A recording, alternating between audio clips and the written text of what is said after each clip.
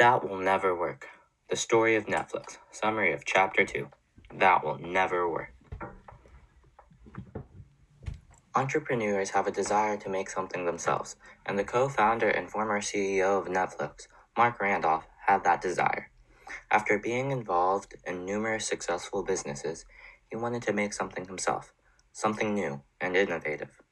And because the company he was in was about to be acquired by another company, he had a lot of time on his hands, and he came up with a lot of ideas. Ideas. Every business starts with an idea, and Marc Randolph was an idea man. He had countless ideas for businesses, from personalized dog food to custom-made surfboards. But not all of his ideas were good enough to make a business. But he couldn't figure out which ones were worthy and which ones weren't by himself.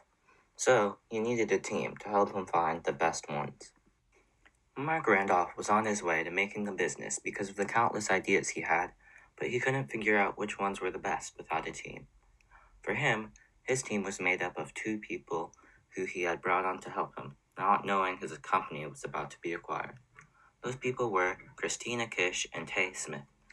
Christina was a project manager, capable of making ideas a reality. Tay was a PR and communications expert who knew everybody. Now that Marc had his team, he was ready to start testing his ideas.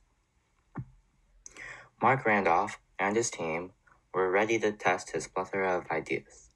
Most of his ideas were not very good and didn't have any possibility of making a successful business, but one of his ideas stood out.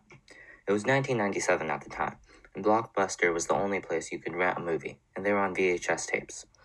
Randolph had the idea of allowing people to access those tapes without having to go to the store. He wanted to mail VHS tapes to people's houses. This idea was the foundation of Netflix, but mailing VHS tapes had a lot of problems. The shipping would be expensive, the wait would be long, and you'd never know if you'd get the tapes back. They were on the cusp of something great, but for now, it was back to the drawing board. Marc Randolph had the desire to make something new, and he had a lot of time on his hands because he was about to get laid off. With that time, he made a lot of ideas, but most of them weren't good enough for a business. To find the ones that were, he assembled a team of his associates, Christina and Tay. Finally, he tested his ideas with them to see which ones would work. The team came close to finding a business with mailing VHS tapes to people's houses, but the idea wasn't refined enough to be successful yet, so back to the drawing board they went.